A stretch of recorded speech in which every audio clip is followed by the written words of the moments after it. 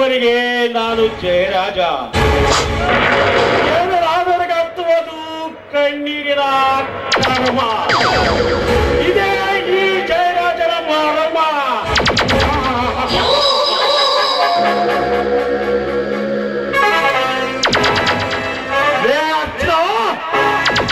ಸತ್ಯ, ನ್ಯಾಯ, ನೀತಿ, ಧರ್ಮವನ್ನು ಎತ್ತಿಡ್ತೀನಂಬ ಸಾಹಸಕ ಕೈ ಹಾಕಿದ ಅಸಕುಶ ನೀನು. ಅಂದಾಗ ನಮಗೆ ಎದುರಾಗಿ ಬಿದ್ದರೆ ಚಟ್ಟಕ್ಕೆ ಏರುವುದು ನಿನ್ನಯ ನಿಶ್ಚಿತ.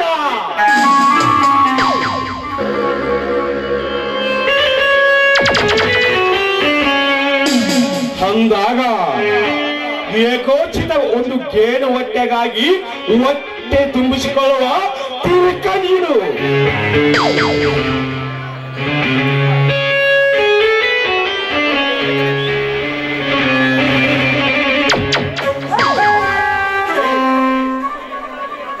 ನಮಗೆ ಎದುರಾಗಿ ಅದಕ್ಕೆ ಬಿದ್ದರೆ ಚಟ್ಟಕ್ಕೆ ಏರುವುದು ನಿನ್ನಯ ನಿಶ್ಚಿತ.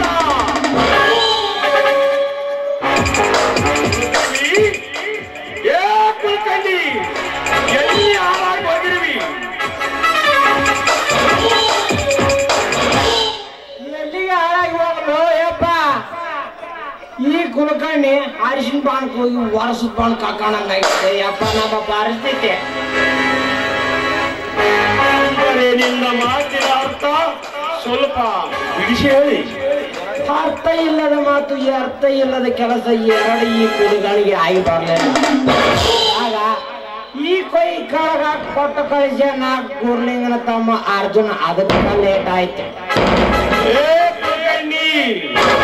ಬೆಟ್ಟದಂತ ಸುದ್ದಿ ಕಟ್ಟು ಕಳಿಸಲಿಕ್ಕೇನು ಆ ಅರ್ಜುನೇನು ನಮ್ಮ ಜೊತೆ 8 ಸ್ಥಾನ ಬೇಯಿಸಿದ್ದನೆಂದು ತಿಳಿದುಕೊಂಡನ ಆ ಬಲಪಾಯಿ ಕುರುಲಿಂಗನ ತಮ್ಮ ಅರ್ಜುನ.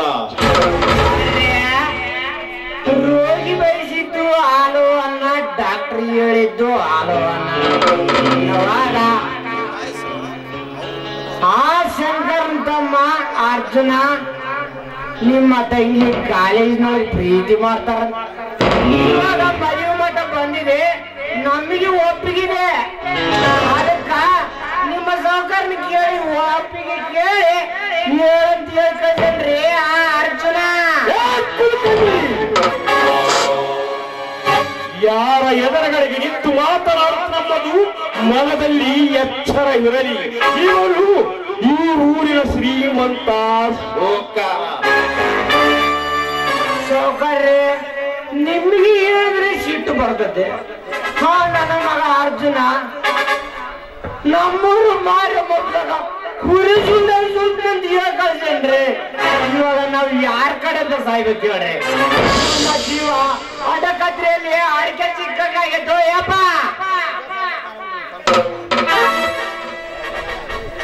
ಕುಲಕರ್ಣಿ, ಸಿರಿತನದ ಸುಪ್ಪತ್ತಲ್ಲಿ ಬೆಳೆದಿರುವ ನನ್ನ ತಂಗಿಯನ್ನು ಏಕೋಚಿತ ಕೆಲಸವಿಲ್ಲದ ಬಡವನ ಕಟ್ಟಿ ಕೊಡಬೇಕೆ. ಅಂದಾಗ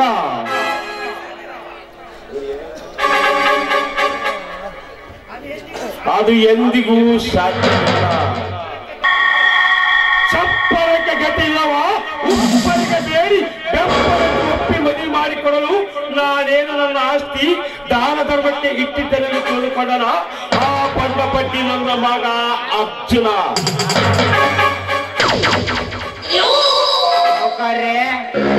ತಿಳಿದುಕೊಂಡಂಗಲ್ರಿ, ಗಡ್ಡ ಬಿಟ್ಟು ಮಾತ್ರ ಕೇಸ್ ಎನ್ನೇಜ್ ಆಗ್ಲಿಕ್ಕೆ ಸಾಧ್ಯನಾ?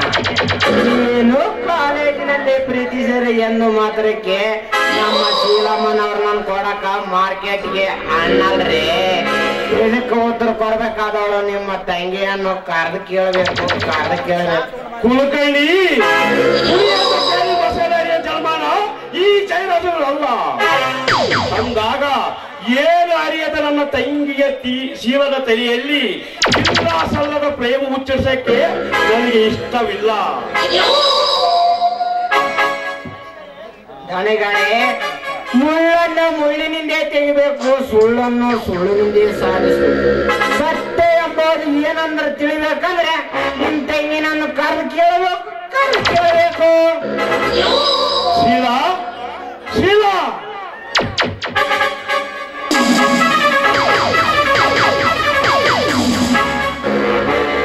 ಯಾಕಣ್ಣ ಅರ್ಜೆಂಟ್ ಆಗಿ ಕೂಗಿ ಕರಿತಾ ಇದ್ದಲ್ಲ, ಏನು ವಿಷಯ?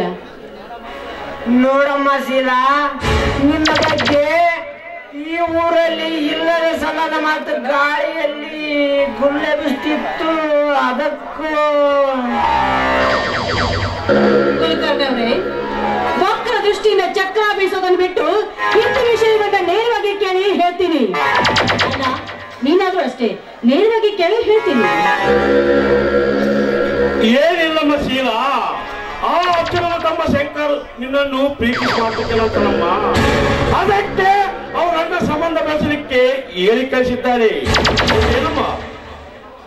ಓಹೋ, ಶಂಕರ್ ತಮ್ಮ ಮನೆಯಲ್ಲಿ ನಮ್ಮಿಬ್ಬರ ಪ್ರೀತಿ ವಿಷಯ ತಿಳಿಸಿ ಒಪ್ಪಿಸಿ ಹೇಳಿ ಕಳಿಸಿರ್ಬೋದು. ಇಂಥ ಸಮಯದಲ್ಲಿ ನಾನು ಒಳ್ಳೆ ಅಂತ ಹೇಳಿದ್ರೆ ನನ್ನ ಪ್ರೀತಿ ಮುರಿದು ಬೀಳುತ್ತೆ. ಇಲ್ಲ, ನಾನು ನಿಜ ಹೇಳಬೇಕು. ನೋಡಮ್ಮ ಶೀಲಾ, ಚೌಟು ಕೈಯಾಗ ಇದ್ದಾಗ ಕೈಯಾಗ ಸುಟ್ಕೋಬೇಕು. ನಿಜ ಏನಂತ ಹೇಳಿಬಿಡಮ್ಮ. ಹೌದಣ್ಣ, ನಾನು ಶಂಕರ್ ಕಾಲೇಜಿನಲ್ಲಿ ಒಬ್ರಿಗೊಬ್ರು ಪ್ರೀತಿಸ್ತಾ ಇರೋದು ನಿಜ. ಆ ಪ್ರೀತಿ ಈಗ ಮದ್ವೆ ಹಂತಕ್ಕೆ ಬಂದಿದೆ. ನಾನೇ ಈ ವಿಷಯ ನಿಮ್ಗೆ ಹೇಳ್ಬೇಕು ಅನ್ಕೊಂಡಿದ್ದೆ, ನೀವೇ ಕೇಳ್ಬಿಟ್ರಿ. ಅರಮನೆಯಲ್ಲಿ ಗಿಳಿ ಅಂತ ಸಾಕಿರುವ ನಿನ್ನನ್ನು ಕೈಯಲ್ಲಿ ಕೊಡೋಷ್ಟ ಮುಟ್ಟಾಳನಲ್ಲ ಈ ನಿನ್ನ ಅಣ್ಣ. ಅರಮನೆಯಲ್ಲಿ ರಾಣಿಯಾಗಿ ಬೆಳೆಸಿರುವ ನಿನ್ನನ್ನು ಬೇಕಾಚಿತ ಕೆಲಸವಿಲ್ಲದ ಬಡವನ ಕಟ್ಟಿಕೊಳ್ಳೆಯ ಈ ನಿನ್ನ ಹುಚ್ಚು ಪ್ರೇಮವನ್ನು ಬಿಟ್ಟು ಬಿಡಿ ಇಲ್ಲಿಗೆ.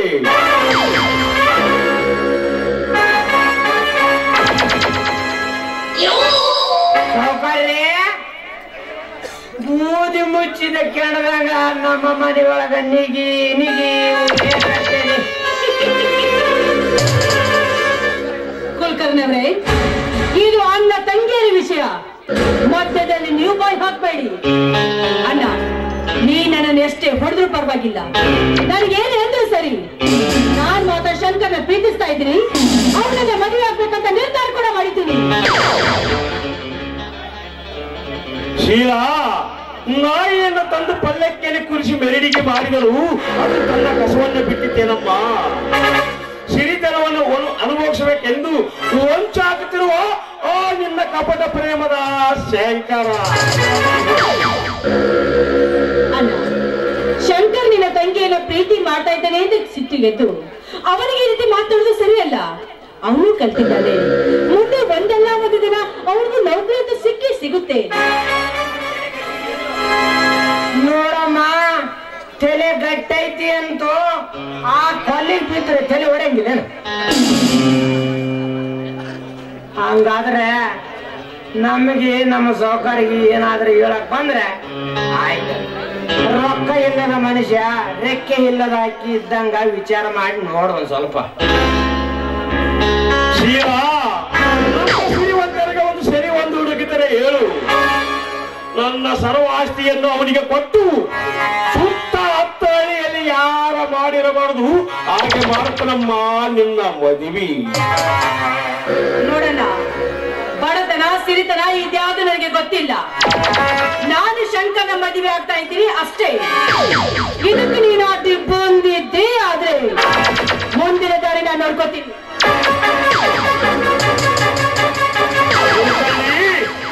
ನೋಡಿಯ ನನ್ನ ತಂಗಿಯ ಸೊಚ್ಚಿನ ಮಾತುಗಳನ್ನು. ಇದಕ್ಕ ಏನಾದರೂ ಒಂದು ಉಪಾಯ ಮಾಡಲೇಬೇಕು.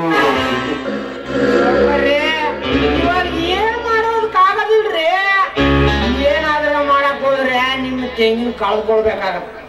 ಅಂದಾಗ ಆ ಶಂಕರನಿಗೆ ಕೊಟ್ಟು ಮದುವೆ ಮಾಡುವುದೇ ಒಂದೇ ದಾರಿ. ಕುಲಕರ್ಣಿ, ನೀನ್ ಹೇಳಿದಂತೆ ನನ್ನ ತಂಗಿಯನ್ನು ಕೊಟ್ಟು ಮದುವೆ ಮಾಡಿದರೆ ಜಿಗಿದಾಡುವ ಸ್ವಚ್ಛಿನ ಅರ್ಜುನನಿಗೆ ಈ ಸೌಕಾರ ತೆರೆಬಾಗಿದಂತೆ ಆಗದಿಲ್ಲವೇ? ಸೌಕರ್ಯ 12 ಮಳ ಮೇಲೆ ಹಾರಾಡಿ ಬಂದು ಸಿಕ್ಕಿದ್ರು ನೆಲದ ಮೇಲೆ ಕಾಲಿರ್ಬೇಕಲ್ಲ ಸೌಕರ್ಯ. ಅಂದಾಗ ಎಷ್ಟೋ ಎಗರಾಡಿದ್ರು ಸಚಿವ ಬಾಣವನ್ನು ನಮ್ಮೂರು ಮಾರಮ್ಮ ಬಲಿ ಕೊಡ್ಬೇಕು ಅನ್ಸೋಕಾರ. ಕುಲಕರ್ಣಿ, ನಿನ್ನ ಮಾತಿನ ಅರ್ಥ ಸ್ವಲ್ಪ ಬಿಡಿಸಿ ಹೇಳಿ. ಸಾಯಿಸ್ಲಿಕ್ಕೆ ಸಾವಿರಾರು ದಾರಿ ಇದ್ರು ಬದುಕಲಿಕ್ಕೆ ಒಂದೇ ದಾರಿ ಇದ್ದೇ ಇರ್ತದಂತ. ಅಂದಾಗ ಆ ಅರ್ಜುನನ ಬಿಟ್ಟು ಬೆಂಕಿ ಬಾಣವನ್ನು ಮರಳಿ ಅವನ ಮನೆಗೆ ತಿರುಗಬೇಕು. ಆವಾಗ ಸುಟ್ಟು ಭಸ್ಮವಾಗೋದು ನಿಮ್ಮ ಮನೆಯಲ್ಲ ಸೌಕರ್ಯ, ಬದಲಿಗೆ ಅರ್ಜುನನ ಮನೆ. ಕುಲಕರ್ಣಿ, ಮೆಚ್ಚಿದೆ ನಿನ್ನ ಜಾಣತನದ ಮಾತಿಗೆ. ಲೇ ಅರ್ಜುನ, ನಿನ್ನ ಆದಿನಂತಿರುವ ನಿನ್ನ ಸಂಸಾರದಲ್ಲಿ ಶಿಕ್ಷಿ ನಿನ್ನ ಮನೆಯಿಂದ ಹೊರತಪ್ಪಿ ನೀ ಹದ ಮಾಡಿ ಕೊಡದಿರುವ ನಿನ್ನ 3 ಎಕರೆ ಜಮೀನಿಯನ್ನು ಇನ್ನು ಈ ಜಯರಾಜನ ಕೈವಶ ಆಗಲೇಬೇಕು. ಅಂದಾಗ ಈ ಜಯರಾಜ ಒಂದೇ ಕೊಲ್ಲಿನಿಂದ 2 ಅಕ್ಕಿ ಒಡೆ ಚಾಣಕ್ಯನೆಂಬುದು ನಿನಗೆ ತಿಳಿಯಬೇಕು.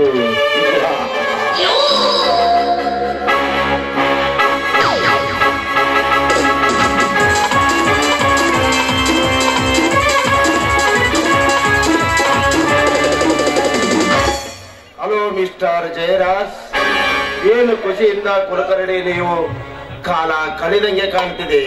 ಯಾಕೆ ನಮ್ಮ ಬ್ಯಾಟಿಗೆ ಯಾವುದಾದರೂ ಆಫರ್ ಬಂದಿದ್ದೇನೋ? ಹೌದು ಪೃಥ್ವಿರಾಜ್, ನನಗೆ ಬಹುದೊಡ್ಡ ಆಫರ್ ಬಂದಿದೆ. ಇಷ್ಟು ದಿನ ನಮಗೆ ಬೇಕಾಗಿದ್ದ ಅರ್ಜುನನ ಹೊಳ ಇನ್ನು ಮುಂದೆ ನಮ್ಮ ಕೈ ಸೇರೋ ಸಮಯ ಹತ್ತಿರ ಬಂದಿದೆ. ಹಾಗಾದರೆ ದುಡ್ಡಿನ ಆಸೆಗಾಗಿ ದಡ್ಡರಾಗಿ ಮಾರಿಬಿಟ್ಟನ ಮುಟ್ಟನ ಅರ್ಜುನ. ಎಂತ ಮಾತಾಡಿದ್ರಿ? ದುಡ್ಡಿಗೆ ಮಾರುವ ದಡ್ಡನಲ್ಲೋಯಪ್ಪ ಅವನ ದೌಡೆ ಅಲ್ಲ, ಹುಚ್ಚಿ ಕಿಲಾಡಿ ಅದನ. ಅವನು ಪಟ್ಟು ಸಾಕು, ನಾನು ನಮ್ಮ ಸೌಕರ್ಯ ಮಾಡ್ತಿಲ್ಲ. ಇವಾಗ ಏನಿದ್ರು ನೆಂಟಿಸ್ತಾನಿಗೆ ಬೆಳೆಸಿದ್ದೇವೆ ಅಂದಾಗ ಶೀಲಮ್ಮ ಅರ್ಜುನನ ತಮ್ಮ ಶಂಕರ್ ಪ್ರೀತಿ ಮಾಡಿ ಮದುವೆ ಮಾಡಿಕೊಳ್ತಾರಂತ. ಲೇ ಕುಲಕರ್ಣಿ, ಎಂಟಿದೆ ಬಂಟನೆಂದು ಒಮ್ಮೆ ನಿನ್ನ ಸೌಕರ್ಯನೆಂಟು ಚಂಪ ಕಚ್ಚಿ ಕಂಡರೆ ಆ ಬಂಡ ಅರ್ಜುನನಿಗೆ ದಂಡವಾಗಿ ಬೆಂಡಚ್ಚಿ ಅವನ ಆಸ್ತಿ ವಶಪಡಿಸಿಕೊಳ್ಳಲೇಬೇಕ. ಅಂದಾಗ ಶ್ರೀಮಂತ ಸವಾಸಕ್ಕೆ ಇನ್ನೊಂದು ಸಲ ಬರಬೇಕೆಂದರೆ ಭಯ ಪಡಲೇಬೇಕು. ಹೌದು ಪೃಥ್ವಿರಾಜ್, ಸತ್ತ ಎಣಕ್ಕೆ ತುಂಡ ಬಟ್ಟೆ ಬೀಳದ ಬಿಚ್ಚಿಕೊಳ್ಳುವ ಈ ಸಮಾಜದಲ್ಲಿ ನಾ ಸತ್ತರ ಕೊಡಲಾರನೆಂದು ಬಿಚ್ಚಿ ಬೀಳುವ ಮಾತುಗಳನ್ನಾಡಿ ನನ್ನನ್ನು ರಚ್ಚಿಗೆ ಅವಿಸಿ ಕಪಟ ಕಾಲಸ್ಥಾನ ಕಂಬೆ ಒಳಗ ಸಿಕ್ಕಕ್ಕಿಕೊಂಡು ಮಂಗನಂತೆ ಆಯ್ತು ಆ ಅರ್ಜುನನ ಬದುಕು. ಅಂದಾಗ ನಮಗೆ ಎದುರಾಗಿ ಅದಕ್ಕೆ ಬಿದ್ದರೆ ಚಟ್ಟಕ್ಕೆ ಏರುವುದು ನಿಶ್ಚಿತ. ಸೌಕರ್ಯ ಲೋಭಾನ ಎಷ್ಟು ಸುಟ್ಟರು ದೇವರು ಪ್ರತ್ಯಕ್ಷನಾಗದ ಕಾಲ. ಅದ್ರಾಗ ಸತ್ಯ ಧರ್ಮ ನೋಡಿ ಬದುಕಕ್ಕಾಗ್ತೇನ್ರಿ? ಕುಲಕರ್ಣಿ, ಗಾಯಗೊಂಡ ಇಸ ಸರ್ಪವನ್ನು ತೊಳೆದರೆ ಮೇಲೆ ಹೆಚ್ಚು ಹೊಡೆದೆ ಬಿಟ್ಟಿದ್ದೆ.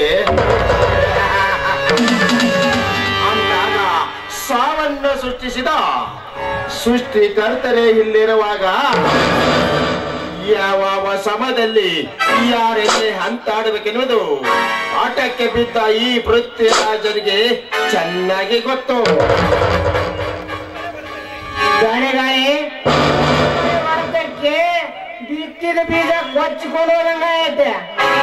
ಸಿಟ್ಟಿಗೆದ್ದು ಬೇಯಲಿಕ್ಕೆ ಹೋದ್ರೆ ಇತ್ತಿತ್ಲಾಗ ಮಾಡಕ್ಕೂ ಬೇಕಾಗಂಗಿಲ್ಲ, ಬಿತ್ತಿದ ರೈತನ್ನು ಬೇಕಾಗಂಗಿಲ್ಲ. ಲೇ ಅರ್ಜುನ, ಒಡಗಿದ ಗಾಡಿಗೆ ಬೆಂಕಿ ಹಚ್ಚಿ ಆ ಬೆಂಕಿಯಿಂದ ನಿನ್ನ ಮನೆಯಲ್ಲಿ ಕಾಡಿಗುಚ್ಚು ಸುಟ್ಟಿಸಿ ನಿನ್ನ ನರಕಾತರೆ ಕೊಡದೆ ಹೋದರೆ ಇವನು ಸೇಡಿ ತೀಡಿಸಿಕೊಳ್ಳುವ ಛಲಗಾರ ಛತ್ರಪತಿಯೇ ಅಲ್ಲ.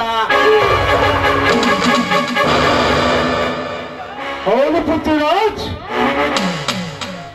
ಬಗಲುವ ನಾಯನ್ನು ಮಾಂಸದ ತುಂಡಾಕಿ ಬಾಯಿ ಮುಚ್ಚಿ ಬೆಂಡಿ ಎತ್ತಿ ಇನ್ನು ಮುಂದೆ ಯಾರ ತೆಂಟಿಗೆ ಹೋಗಬಾರದೆಂದು ಭಯ ಹುಟ್ಟಿಸಬೇಕು. ಆವಾಗ ಬಗಲುವ ನಾಯಿ ಬಾಲ ಮುರಿಕೊಂಡು ಓಡಿ ಹೋಗುತ್ತೆ. ಜಯರಾಜ್ ಆಶಿದ ಹುಲಿಯನ್ನು ಒಂಚಾಕಿ ಕುಳಿತು ಸಿಕ್ಕ ಪ್ರಾಣಿಯನ್ನು ಆಗ ಹಿಡಿದು ಬಿಸಿ ರಕ್ತ ಕುಡಿಯುವ ಕಟಕ ನಾನು ಅಂದಾಗ ಧನಿಕರ ಜೊತೆ ಸಂಬಂಧ ಬೆಳೆಯುವುದು ಪ್ರತಿವತಿ ಮುಂದೆ ಆಗುವುದು.